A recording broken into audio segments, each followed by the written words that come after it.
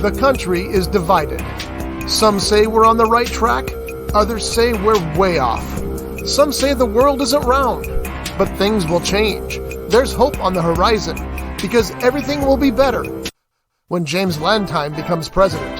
And now, here's President Lantiegne. Hi, my name is James Lantiegne, and I am your president. Today, we are going to kind of wrap things up. This is episode 6, and I just want to kind of summarize what my candidacy and my presidency will be like. But before we get into that, there is one last topic I want to talk about, and that is pork. And no, it's not the kind of stuff that you put in your breakfast food. This has to do with things that are being passed by Congress that have absolutely nothing to do with the bill that is being presented. So they're doing it all the time. They want to do a gun regulation bill, and they throw in all these other things that force people to not be able to vote for it because they don't want the junk that's inside of it to be passed. For example, let's say they're going to pass a bill to help shelter the hungry. And all of a sudden, one of the parties is going to throw in there and put in an assault on handguns. Well, of course, the Republican side is not going to vote for it because they don't want the ban on handguns. So what do? They don't vote for the bill, which then in turn allows the Democrats to say, oh, look at that. They don't want to feed the hungry. They don't want to shelter the hungry. Oh, look at those evil people. So it's not about the bill. It's about the pork they threw into the bill. So in my presidency, there will be no more pork allowed. If you're going to pass a bill about feeding the hungry or sheltering the hungry, then that is what the bill is about, period. We will also allow for line item vetoes. That way that good legislation can still get passed, even if there's one item in there that people can't seem to agree on. So with that being said, here's a summary of what my presidency is going to look like. First of all, we are going to abolish political parties. So every candidate will stand on their own. Their votes will be based on their values and the values of the people they represent, not their party. Secondly, there will be age limits to government. So you must be 35 years old in order to run, and you must be younger than 70 years old in order to run again. So if the election happens before your 70th birthday, you're good. If you turn 70 before the election, you are no longer allowed to run. This is not about age discrimination. One, it's about giving people the life experience they need in order to successfully help guide our country, which is why it's 35. And then 70 is because, you know what, go and enjoy your retirement. There's no more thing about having power, because you're only going to be able to run for certain term limits anyways, regardless of the government, the branch you're in for government.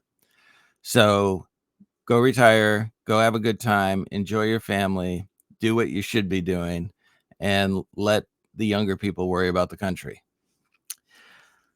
Second thing, as far as the campaigns are concerned, we are going to somehow regulate how much money is spent by a campaign in order to get yourself elected. That one needs some discussion, and it needs a lot of thought.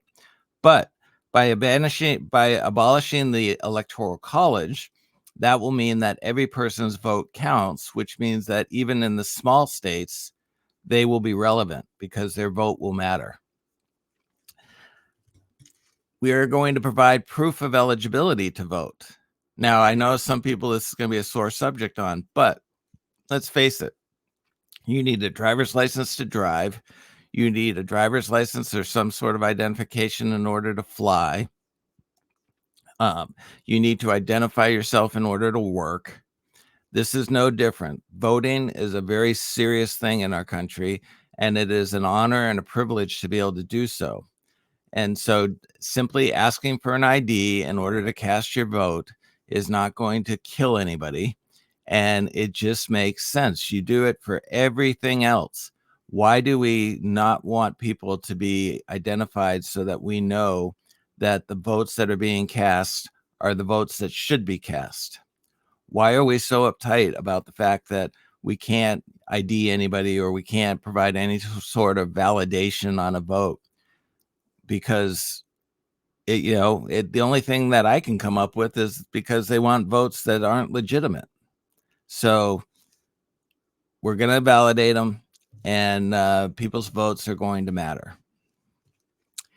We are going to also allow community colleges to go to a 4-year program so that they can offer a bachelor's degree.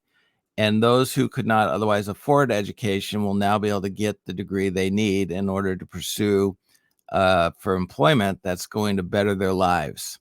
It's no longer about keeping people poor so that we can get reelected because look at what we're doing for the poor. It's about getting people to give them the tools they need to better their own life and to become something that is going to be, something that they accomplished. And so community colleges will go to a 4-year degree program.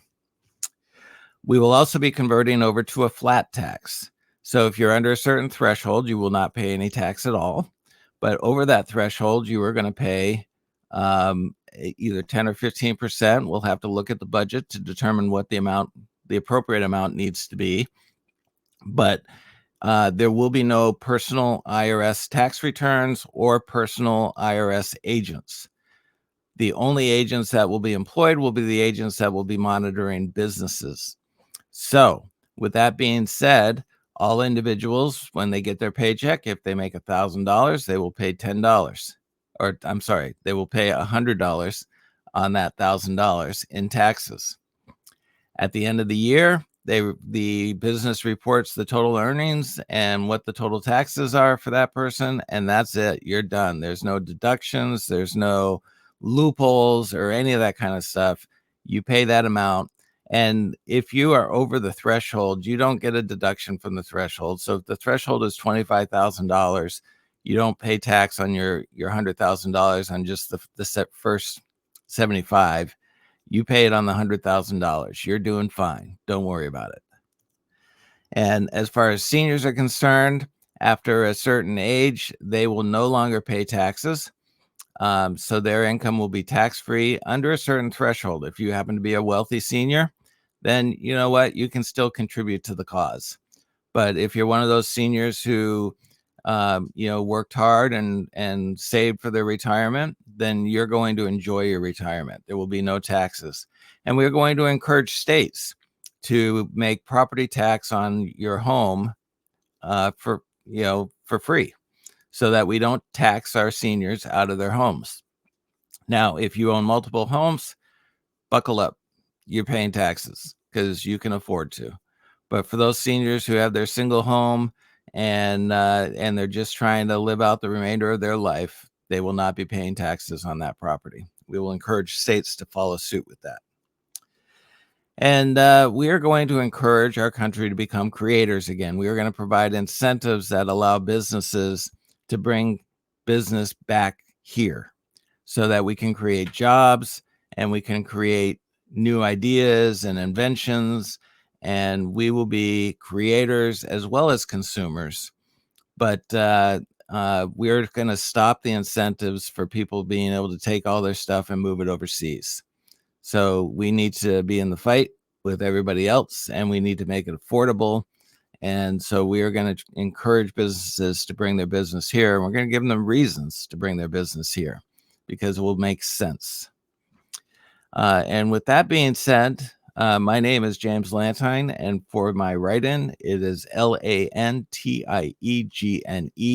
and I will be your president. Questions? We have a couple, more statements than questions, but Geneva wants to know regarding your pork project. Is there going to be a committee that decides what's pork? How are you going to define pork? I mean, sometimes it's obvious, she says, but obviously sometimes it's not.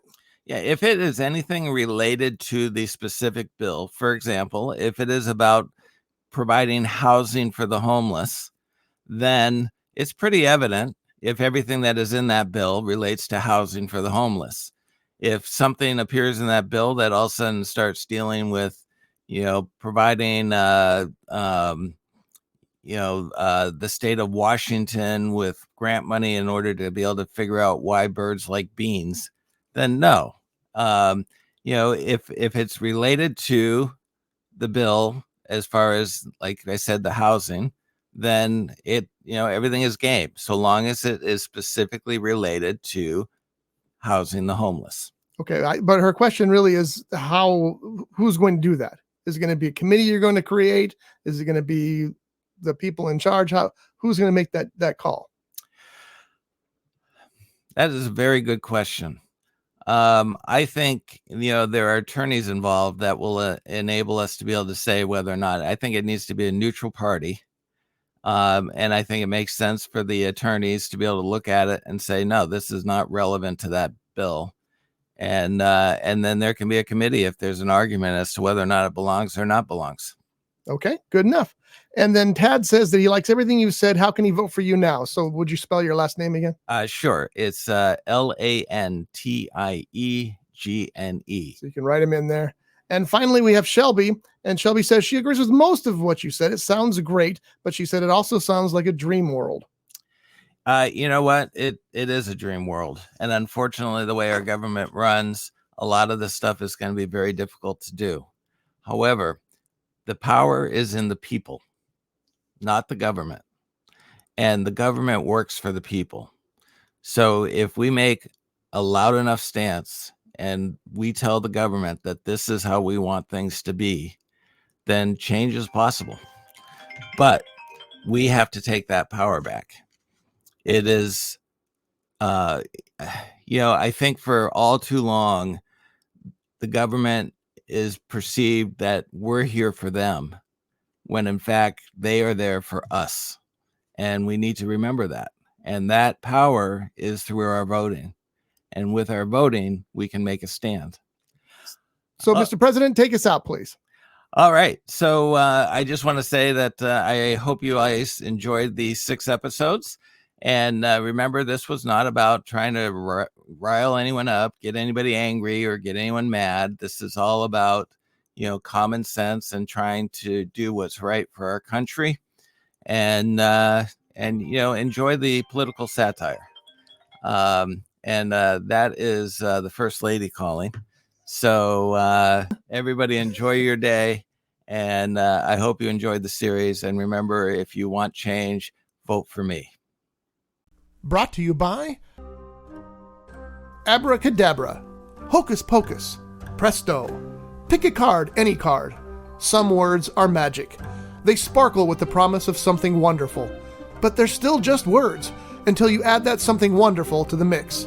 And that's what you'll find at the White Rabbit Magic Shop in Santa Paula. Their inventory includes world-class tricks and illusions that are not only for sale, but that they will teach you to master. In addition, White Rabbit Magic Shop is world-renowned for its amazing collection of bicycle playing cards, with nearly 500 decks in stock. So, if you're serious about magic, then say it with us. At the White Rabbit Magic Shop, we believe in magic. The White Rabbit Magic Shop, located at 15500 Telegraph Road, Suite B15 in Santa Paula. For more information, please call 805-850-3051 or check us out online at wr-magic.com.